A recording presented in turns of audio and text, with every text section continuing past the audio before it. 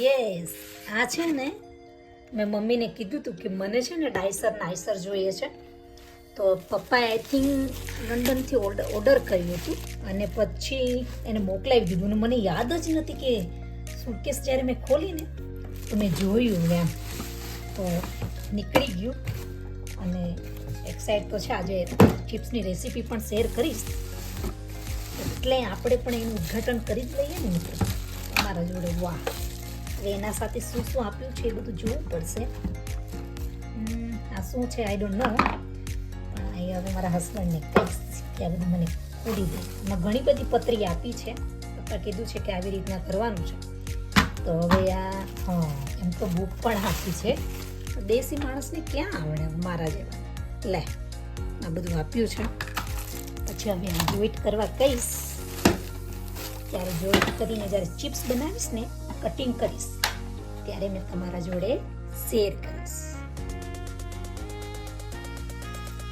Hello everyone, Har Har Mahadev, જય શ્રી કૃષ્ણ, રાધે રાધે. નવા રેસીપીમાં તમારું સ્વાગત છે મિત્રો. બ્લોગની બટેટાની રેસીપી શેર કરું છું. આજે હું ચિપ્સ બનાવવાની છું અને હું છું ને મોટી સાઈઝના બટેટા લીધા છે. તો પૂરી રેસીપી જોજો.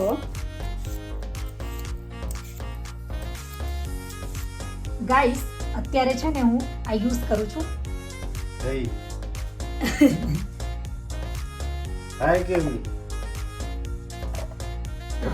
હવે આજે કર્યું છે ને આ ક્લિપ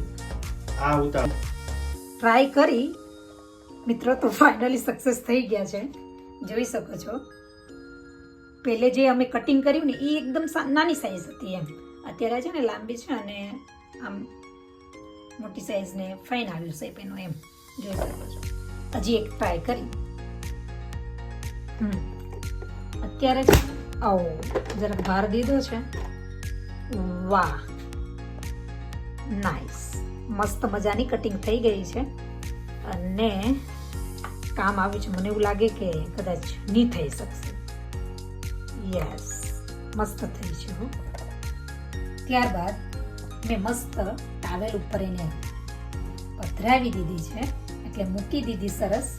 અને અત્યારે હું ધીરે ધીરે ડ્રાય કરી નાખું છું. જોઈ શકો છો એકદમ ડ્રાય થઈ ગઈ છે. અત્યારે 1 સ્પૂન 1 થી 1.5 સ્પૂન કોર્નફ્લાવર એડ કરી દેવાનો છે. મેં 1.5 ચમચ એડ કર્યો છે અને 1 ફૂલ ચમચ મેદાનો લોટ એડ કર્યો છે. ત્યારબાદ સ્વાદ અનુસાર નમક એડ કરવાનું છે. સ્વાદ અનુસાર, બરાબર. અને બટેટા હોય એટલે અમુક નાખે છે બ્લેક પેપર, અમુક ના નાખે, પણ હું એડ કરું છું થોડું સેજ, વધારે નહીં, 1 સ્પૂન જેટલું. હવે એને મસ્ત રીતે આપણે કોટ કરી લઈએ. જોઈ શકો છો એકદમ કોટ તૈયાર થઈ જાય પછી આપણે એને ચિપ્સને તાળી લેવાની, એકદમ ક્રિસ્પી થઈ જાય.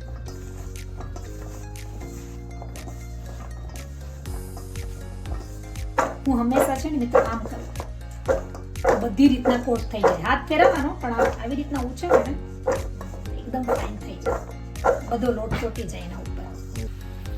ત્યારે હું નાખી દઉં છું તેલમાં ચિપ્સ.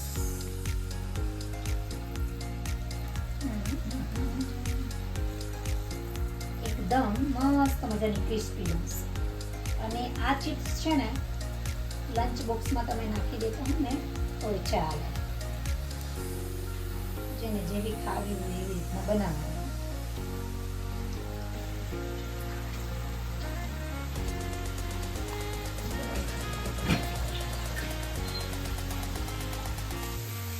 જોઈ શકો છો બ્લેક એન્ડ વ્હાઈટ ધીમે આંચ ઉપર ચડાવવાનું, એકદમ જ્યાં સુધી લાલ રંગ ના ત્યાં સુધી તૈયાર ના. ગાઈસ, જોઈ શકો છો એકદમ ક્રિસ્પી ચિપ્સ તૈયાર થઈ ગઈ. આમ અવાજ પણ આવે છે.